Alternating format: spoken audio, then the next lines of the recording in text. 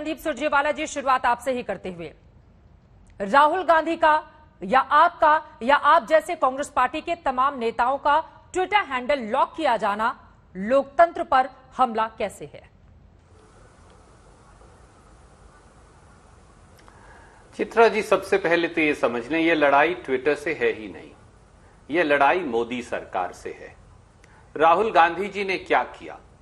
राहुल गांधी जी ने एक 9 साल की बेटी, एक दलित बेटी जिसके साथ बलात्कार और उसके बाद नृशंस हत्या हुई, उसके परिवार के पास जाकर उनके लिए न्याय की गुहार लगाई और उनकी अनुमति से, मैं फिर दोहरा रहा हूं, परिवार की अनुमति से वो न्याय की गुहार लगाते फोटो और न्याय की और मुआवजे की मांग ट्विटर पर लगाई। ये हिंदुस्तान में अपराध कैसे हो सकता है? और यही काम 2 अगस्त को national commission for schedule caste ने किया। उन्होंने परिवार की फोटो लगाई। 3 अगस्त को रूपा जी, जो भाजपा की पूर्व सांसद हैं और national commission for schedule caste की सदस्य हैं, उन्होंने परिवार की फोटो लगाई। परंतु जब न्याय नहीं मिला तो 4 अगस्त को 48 घंटे बाद राहुल जी ने मां पिता की फोटो खुद के साथ न्याय मांगते हुए लगाकर बेटी के लिए न्याय मांगा।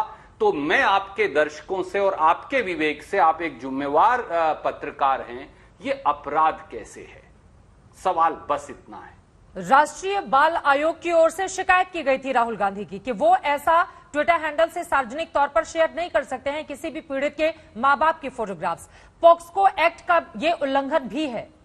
तो अगर ट्विटर ने भारतीय नियमों को मान लिया है तो फिर आप लोगों को दिक्कत हो रही है, रणदीप जी। चित्रा जी, क्या राष्ट्रीय बाल आयोग ने national commission for schedule caste की शिकायत की? क्या उन्होंने भाजपा की पूर्व सांसद और नेशनल शेड्यूल कास्ट कमीशन की मेंबर की शिकायत की? जवाब नहीं में है। और मैं आपसे एक बात और कहता हूं, क्या कह रहे हैं ट्विटर और मोदी सरकार? वो ये कह रहे हैं कि अगर आपकी बेटी के साथ अनाचार या बलात्कार हो जाए तो आप घर में छुप जाइए, आप घर से बाहर मत निकलिए, आप घर के दरवाजे बंद करके चद्दर ओढ़कर बैठ जाइए, क्योंकि खुदा ना खास्ता भगवान के लिए अगर किसी ने आपकी शक्ल देख ली तो अपराध हो जाएगा। अगर आपकी फोटो कहीं चली गई तो अपराध हो जाएगा।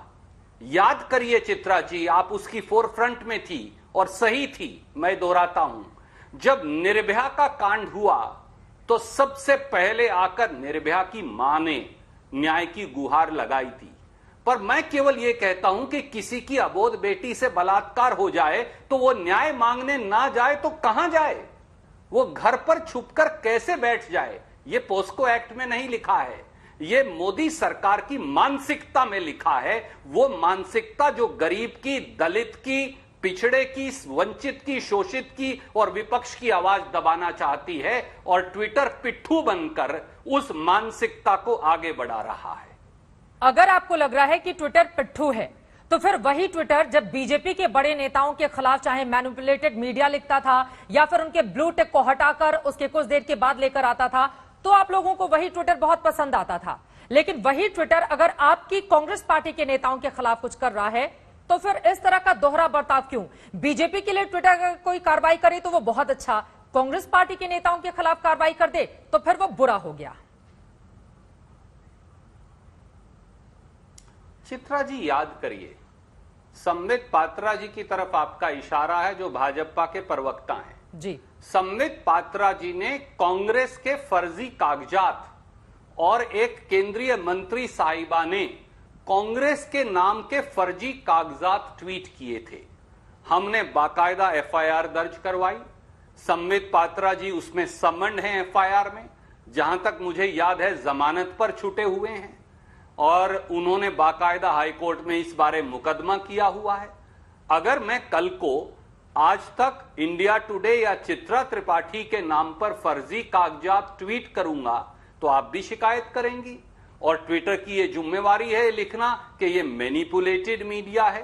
परंतु दलित गरीब बेटी जिसकी हत्या और बलात्कार हुई, उसकी आवाज उठाना और फर्जी कागजात ट्वीट करना दोनों एक दूसरे के मुकाबले में कैसे आंके जा सकते हैं? सवाल सीधा है।